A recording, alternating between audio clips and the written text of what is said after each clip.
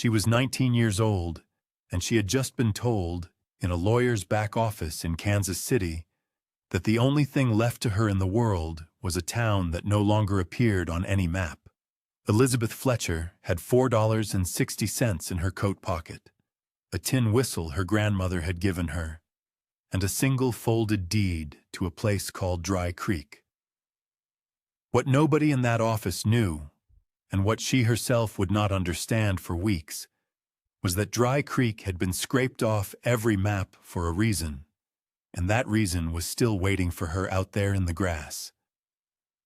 Settle in with me, and tell me in the comments where you're watching from tonight, because this one takes its time. Elizabeth had been born in a 2-room house on the wrong end of a wheat town called Bell Run, the only child of a father who drove freight and a mother who took in mending, and both of them were gone before she was 12. Her father went first, thrown from a wagon on a bad grade outside Junction, and her mother followed the next winter, quietly, of a cough that no one in that country had the money to treat. After that, Elizabeth had been passed sideways rather than down, to her father's older sister Adele, a hard, tidy woman who ran a boarding house and considered the child a line in her ledger rather than a person in her care. Adele fed her, clothed her in altered dresses from departed lodgers, and set her to work at 8 years old scrubbing porches and turning mattresses. And she made it plain in 100 small ways that any softness spent on the girl was softness wasted. The person who saved Elizabeth from becoming small under that roof was her mother's mother, a woman named Hetty Fletcher who lived alone on a quarter section 3 hours east of Bell Run, and who came in by wagon once a month to collect her granddaughter for what she called visiting. Hetty was 71 when Elizabeth was 10, widowed twice, and she had run her own place since the second husband died of a horse kick in 1878. She taught Elizabeth what the boarding house never would. She taught her to read a plat map and a weather sky, to set a snare and dress a rabbit, to mix lye soap in a kettle and pour candles into tin molds, to sharpen a plain iron on an oil stone, to caulk a window with rag and tar, to shoe a patient horse and calm an impatient one, to keep a ledger in 2 columns so that no man could later claim she owed what she did not. She taught her, more than anything, to look at a broken thing long enough to see whether it was actually broken. Because most of what people threw away, Hetty said, had only been misunderstood. The tin whistle came from Hetty. It had belonged to Hetty's own brother, a boy named Wilford who had died at 16 of a fever in 1859, and Hetty had carried it in her apron pocket for more than 50 years, and then pressed it into Elizabeth's palm the winter she turned 15. It was a plain thing, 3.5 inches of hammered tin, dull silver at the mouthpiece where lips had worn the finish, 6 holes, a small dent under the second hole where Wilford had dropped it once on a stone. Hetty said only, "This played for a boy who never got old, and now it will play for a girl who is going to." Elizabeth kept it in the inside pocket of her coat from that day forward, closer to her ribs than to her hand. Hetty died the spring Elizabeth turned 17, of nothing in particular and everything at once, the way patient old women sometimes do, and the quarter section was sold at once by cousins Elizabeth had never met to satisfy debts Elizabeth had never heard of. She was given a mourning brooch she did not want, and told, politely, that there was nothing else. She went back to Adele's boarding house and to the mattresses and the porches, and she worked those 2 years the way Hetty had taught her to work, which was to say fully and without complaint. And she saved every coin she was allowed to keep. Not many, because Adele took most of them for what she called room and board and general upkeep, until by the summer she was 19 she had exactly $4.60 rolled in a strip of chambray inside the bottom of her sewing basket, along with the whistle and a small photograph of her mother at 18, and a folded page of Hetty's handwriting that listed the 12 knots she considered a woman ought to know. She did not know, in those 2 years, that anyone else in the world was thinking about her at all. She did not know that a letter had been mailed from a lawyer's office in Kansas City to Bell Run in the spring, addressed to her by name, and that Adele had signed for it and put it in the top drawer of the sideboard and left it there, unopened, for 11 weeks, because Adele had already decided that whatever it contained would be either nothing or trouble. Elizabeth found it on a Tuesday in July when she was sent to fetch a napkin ring, and she read it standing at the sideboard with the drawer still open. And she understood before she reached the second paragraph that a great-uncle she had never met, a man named Josiah Fletcher, who had once been her grandfather's younger brother, had died in a rooming house in St. Joseph and had left to her his only traceable blood, the entire remaining title of an unincorporated settlement in the western grass country called Dry Creek. A place, the lawyer wrote, that the county had ceased to acknowledge in the year 1889 and that no current map showed, but to which the deed, filed in the state archive, still legally attached. She refolded the letter, put it in her pocket next to the whistle, closed the drawer, and finished setting the table for supper, without saying a word to anyone about it. That was how Hetty would have done it. That was how, from that afternoon on, Elizabeth Fletcher began to do everything. She kept the letter in her pocket for 4 days before she moved on it, and in those 4 days she did nothing that would have looked, to Adele or to any of the lodgers, unusual. She washed the porch on Wednesday. She turned the mattresses in the 2 east rooms on Thursday. She mended a torn sheet on Friday by the window in the pantry, and she pressed 6 shirts on Saturday morning. And while she pressed them, she thought carefully about what she would need, and what she could carry, and what she was owed, and what she was willing to leave. On Saturday afternoon, she walked to the depot in Bell Run and asked the ticket clerk, a thin man named Mr. Purdy who had known her father, what it would cost to ride the westbound as far as Sagebrush Halt, which was the nearest stop the lawyer's letter had named, and Mr. Purdy told her $3.40 one way, and she thanked him and walked back. That night, she counted her money again in the pantry by lamp, and it was still $4.60, and she put it back into the strip of chambray and tied the chambray with a slip knot Hetty had taught her, and she went to bed. On Sunday morning, she came down early with her sewing basket, and inside the basket was everything she owned in the world, folded small. 2 work dresses, 1 wool skirt, 3 pairs of stockings darned at the heels, a nightdress, the mourning brooch she had not worn since Hetty's funeral, the photograph of her mother at 18, the folded page of knots, the tin whistle, the $4.60, the deed, and the lawyer's letter. She set the basket by the kitchen door, and she made the coffee, and she laid the breakfast out on the sideboard the way Adele preferred it. Plates warmed, butter turned, salt fresh in the cellars. Then she went into the parlor where Adele was reading the church paper, and she said plainly that she was leaving on the noon train, and that she had a place to go, and that she would not be back. Adele did not look up for a long moment, and when she did, she said only that Elizabeth was a fool if she thought any man in Kansas City had left her anything worth the fare, and that the door would not be held open, and Elizabeth said she did not require it to be. Adele told her she owed for the last 2 weeks' upkeep, and Elizabeth counted out 60 cents onto the small table beside the reading lamp, which was what she calculated the 2 weeks came to at the rate Adele had always named. And she picked up the sewing basket, and she walked out the front door and down the porch steps and along the road toward the depot without turning around. She was 19 years old. She had $4 in her pocket and a whistle in her coat and a deed to a town that did not exist. And she did not cry. And she did not look back at the boarding house. And she did not slow her step until she reached the platform, where Mr. Purdy tipped his hat and sold her the ticket, and told her quietly that her father had been a decent man and that he was glad to see her going somewhere. She thanked him. She sat on the bench with the basket on her lap, and she waited 2 hours and 11 minutes for the train.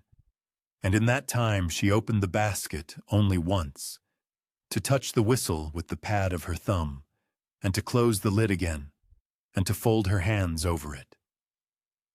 The train came in at 12 minutes past noon, and she boarded a second-class car near the middle and took a seat by the window on the north side, because Hetty had once told her that if you were riding west in summer, you sat on the north side to keep the sun off your face and the dust from settling in your lap. The car smelled of pipe smoke and old varnish and the sweet oil the porters used on the seat brackets, and Elizabeth set the basket at her feet and pressed her ankles against it and watched Bell Run slide backward past the window. The water tower, the grain elevator, the 2-room house on Sumner Street where she had been born, the small white church, the road that ran east toward what had been Hetty's quarter section and was now someone else's alfalfa. She did not look for long.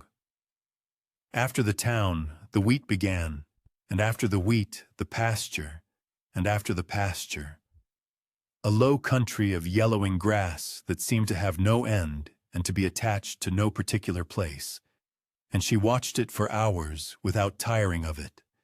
And she ate a piece of bread from the basket at 4 in the afternoon, and a second piece at 7, and she drank from the tin cup the porter filled for her twice, and she did not speak to anyone. The train ran through the night with the windows down, and the summer wind smelling of dry sage and warm iron, and she slept sitting up with her cheek against the wooden frame and her hand inside her coat pocket around the whistle. And she woke twice, once at a coaling stop, where lanterns swung along the platform and men shouted numbers, and once when a woman across the aisle began to weep quietly into a folded handkerchief, for reasons Elizabeth did not ask about. By dawn, the country outside the window had gone from grass to short grass, and from short grass to something drier and lower and more open, with the horizon pulled so far back it looked bent, and the first pale hills to the west rose out of it like the shoulders of animals lying down. She reached Sagebrush Halt at 10:15 on Monday morning, and she stepped down onto a plank platform in front of a single unpainted building, and the wind was already moving hard across the flat, and she stood a moment with the basket in her hand, and understood, without being told, that from here on she would be walking. The station master, an old man with a sun-cracked neck named Mr. Ainsley, looked her over once and asked where she was headed, and she said Dry Creek. And he was quiet for a long moment before he said that Dry Creek was 14 miles north by the old freight cut, and that nobody had asked him about it in 7 years. She thanked him. She asked if there was water on the road, and he said there was a windmill at the 6-mile mark that still pulled, and she thanked him again. And she filled the small canteen from her basket at the pump behind the depot, and she started walking north into the wind with the sun climbing behind her right shoulder and the grass moving in long, pale waves on either side of the wagon track. And she did not stop for the first 3 hours except to shift the basket from one hand to the other. She reached the windmill at a little after 2 in the afternoon, and the blades were turning in a slow, uneven groan, and a rusted tin trough beneath the pipe held perhaps 2 inches of clean water, still moving in the wind. And she drank from her cupped hand and refilled the canteen and rested for a quarter of an hour in the strip of shade thrown by the tower. Then she walked on, and the country climbed by inches without seeming to climb at all, and by 5 o'clock she saw the first sign of Dry Creek, which was a leaning post with the bleached remains of a signboard nailed to it and no letters left. Beyond the post, the wagon track dipped into a shallow draw, and in the draw she saw the town. 9 standing buildings and the bones of 3 others, laid along a single street, perhaps 200 paces long, with a dry watercourse running behind them from northwest to southeast, and cottonwoods along the watercourse still living, and a broken windmill at the far end pointing north-northwest with 2 blades gone.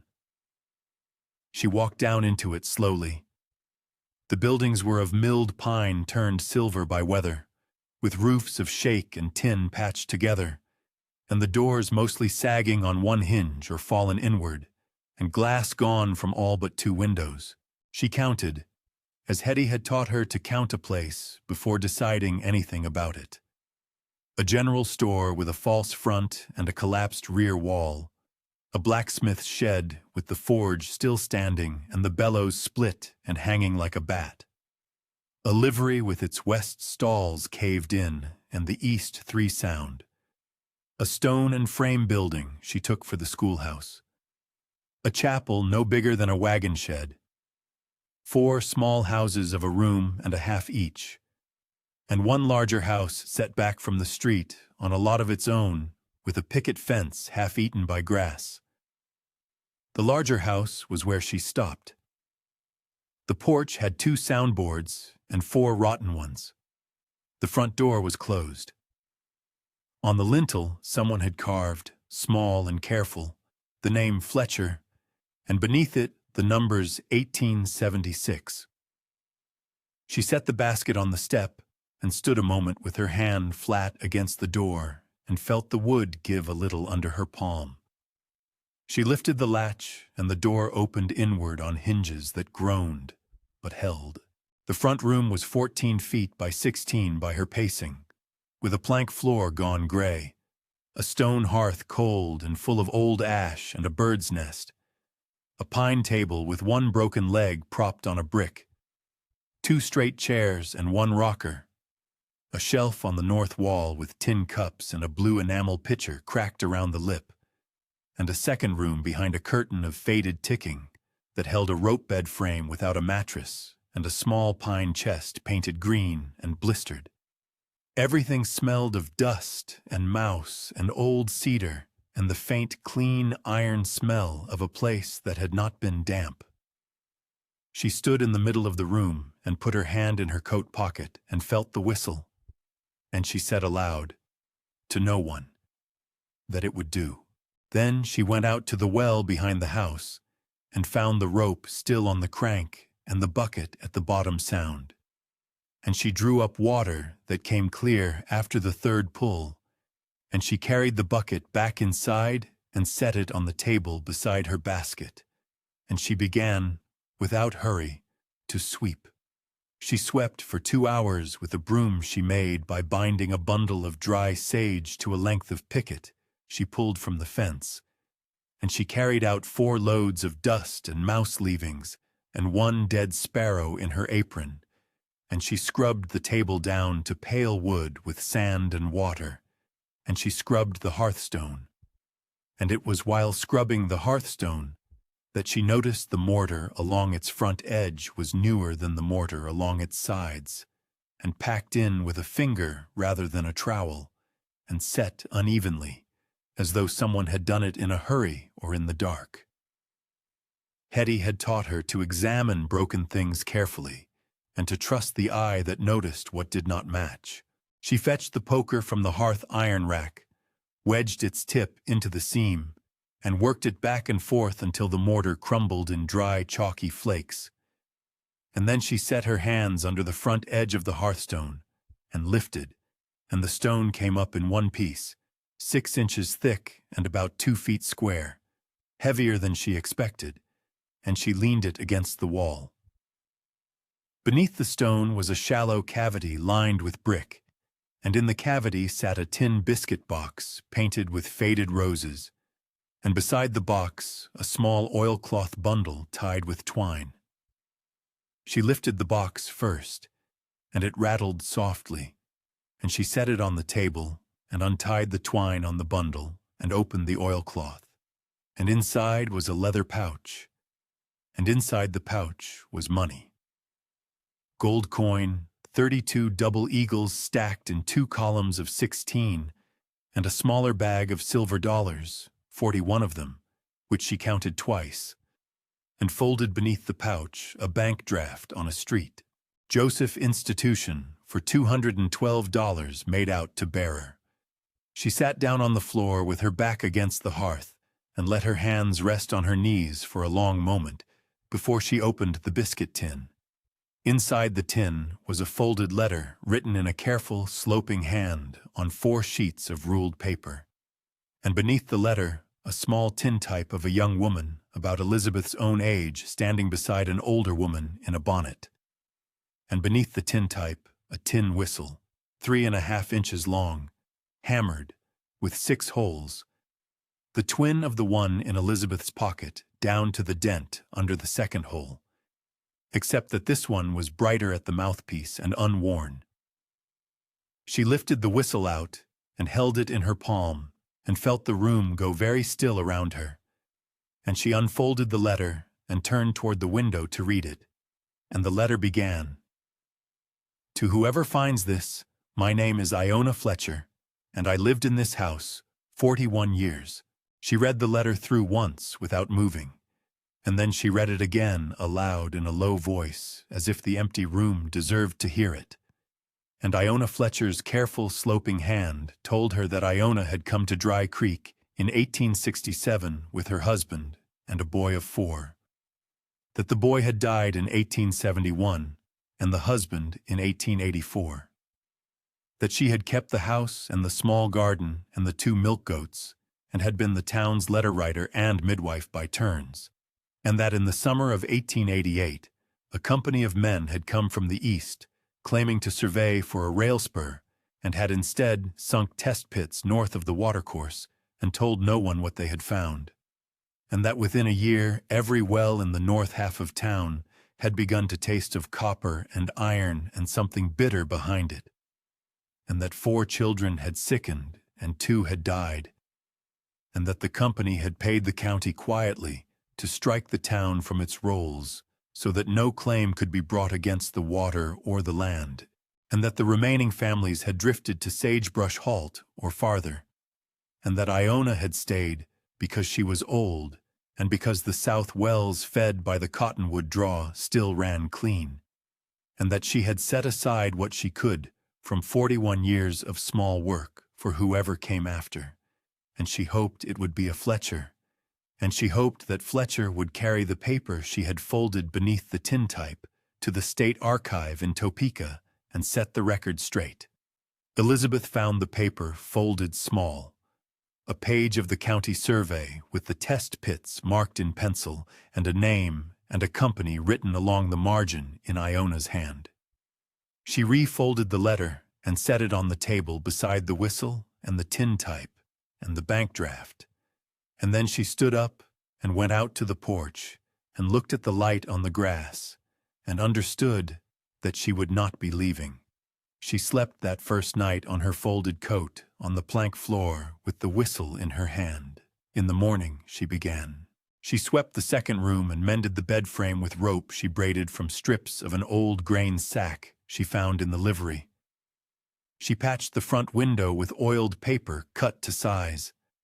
She fixed the pine table's broken leg by planing a new one from a livery rail and pegging it in with a nail drawn from the porch and hammered straight on the hearthstone. On the 4th day, a man came down the wagon track on a bay horse and stopped at her gate and did not dismount until she came out. His name was Otis Rennert. He was 58, and he ran cattle on the flat 6 miles east, and he had seen her smoke and had ridden over to see who was burning wood in Dry Creek. She told him her name and showed him the deed. He read it slowly.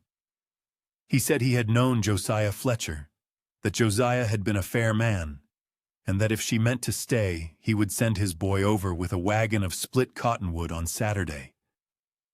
He did. The boy was Merritt Rennert, 16, quiet, and he stacked the wood along the north wall of the house without being asked, and helped her rehang the front door on its lower hinge before he rode back. On the following Tuesday, a wagon came from Sagebrush Halt, carrying Mrs. Delphia Ainsley, the station master's wife, 61, a small woman with hands red from lie, who had heard from her husband that a Fletcher girl had walked north into the wind and had decided to see for herself. She brought a sack of cornmeal, a crock of lard, 6 eggs packed in oats, a bolt of unbleached muslin, and a cast-iron spider for cooking on the hearth. She stayed the afternoon and showed Elizabeth how the south well ran and how to test the north wells with a copper coin left overnight. And she agreed with Iona's letter that the north water was still bad and would likely stay bad for a lifetime. Before she left, she wrote her name and the date on the inside of the pantry door in pencil, and told Elizabeth to do the same for every person who helped, so that the house would keep its own record. Elizabeth did.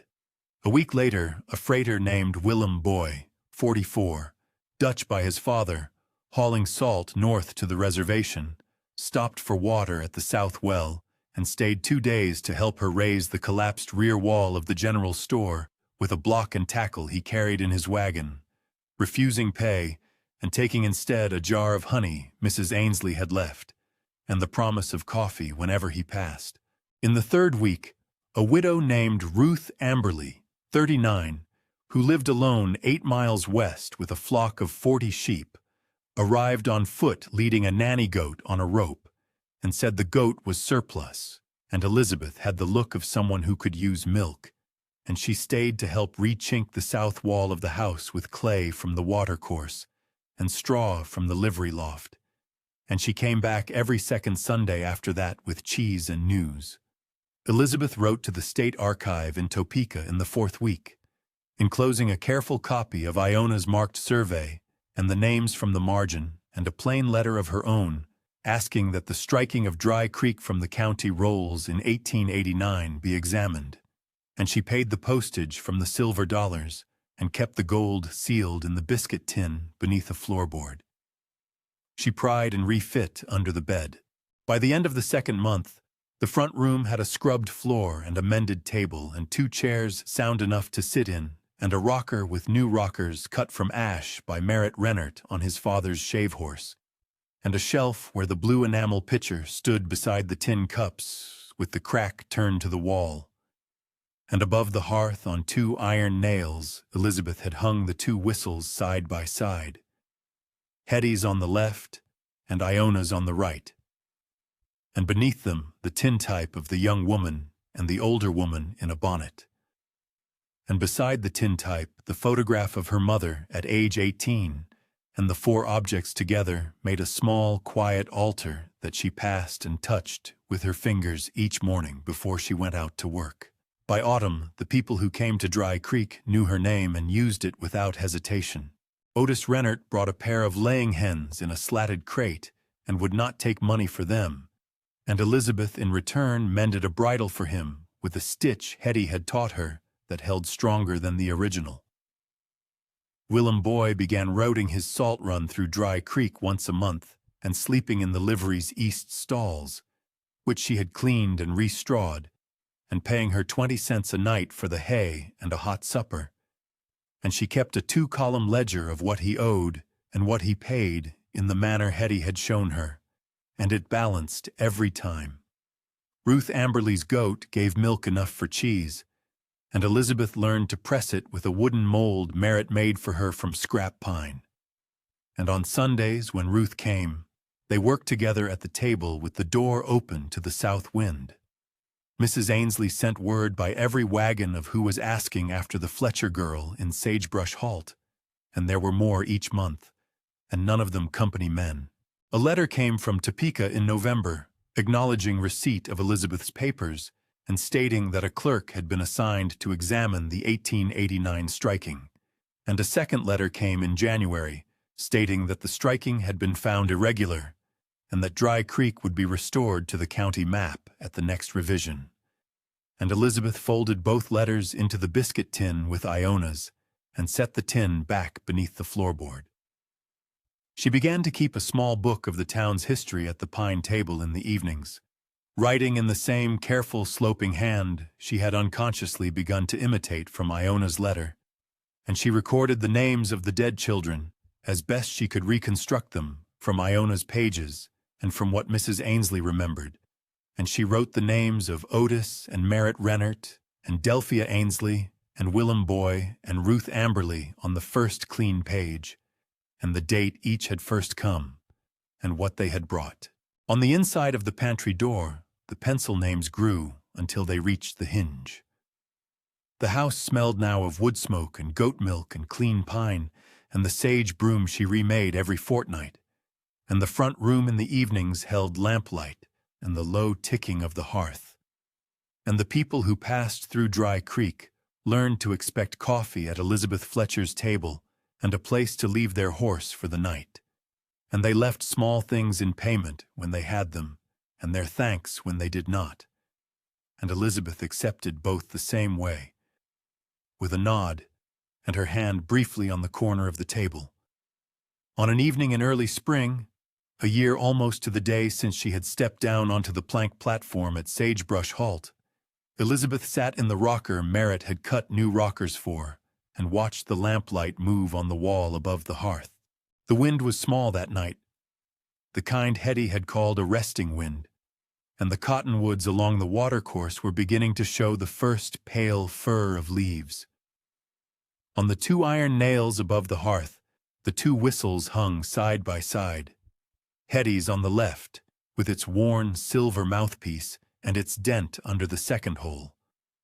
Iona's on the right, still bright and unworn, and between and below them, the tintype of the young woman standing beside the older woman in the bonnet, and the photograph of Elizabeth's mother at 18, with her hand resting on the back of a chair. Elizabeth had passed those 4 things every morning of that year and touched them with her fingers before going out, and she did so again now, standing up from the rocker and laying the flat of her hand for a moment against each in turn. She thought, without wanting to, of the small table beside the reading lamp in Adele's parlor, and of the 60 cents counted out onto it, and of the cousins she had never met who had sold Hetty's quarter section for debts she had never heard of, and of the 11 weeks the lawyer's letter had lain unopened in the top drawer of the sideboard. She thought of these people without heat and without wishing them any particular harm. They had looked at her and seen a girl who could be used until she was used up, and they had been wrong, and their wrongness was not a thing that required an answer from her now. The answer was the house around her, and the ledger balanced in 2 columns on the shelf, and the pencil names on the pantry door that had reached the hinge and turned the corner and started down the jamb. She thought of Hetty, who had taught her to count a place before deciding anything about it, and to read a plat map, and to examine broken things carefully, and to trust the eye that noticed what did not match. She thought of Iona Fletcher, whom she had never seen, who had lived in this house 41 years and had set aside what she could from small work in the hope that a Fletcher would come, and who had folded a page of a county survey beneath a tintype so that the striking of a town from a map would not be the last word spoken about the water or the children. 2 women, she thought, who had loved someone they never got to see grow up, and who had between them made her. She sat back down in the rocker. On the pine table lay the small book of the town's history, open to the page she had been writing that evening, and beside it the tin cup of coffee she had poured for Willem Boy, who would be in from the Salt Road before midnight, and would sleep in the east stalls of the livery. From the yard came the soft complaint of Ruth Amberley's goat, and the settling of the 2 laying hens Otis Rennert had brought in the slatted crate. Somewhere out past the cottonwoods, a coyote spoke once and was answered. Elizabeth Fletcher was 19, and then she was 20. She had walked out of Bell Run with $4 in her pocket and a whistle in her coat and a deed to a town that did not exist, and she had spent the $4 on the ticket that carried her to it. It was the best $4 she ever spent. If this story sat with you the way Elizabeth's coffee sits with a traveler on the Salt Road, take a moment to subscribe to the channel and share it with someone who has been told that what they were left was nothing. Because sometimes the thing other people cannot see the worth of is the very thing that will carry you the rest of the way home. Leave a comment and tell us where you are watching from tonight. And while you are there, tell us this. Who is the Hetty or the Iona in your own life? The person who saw what you were capable of before you did.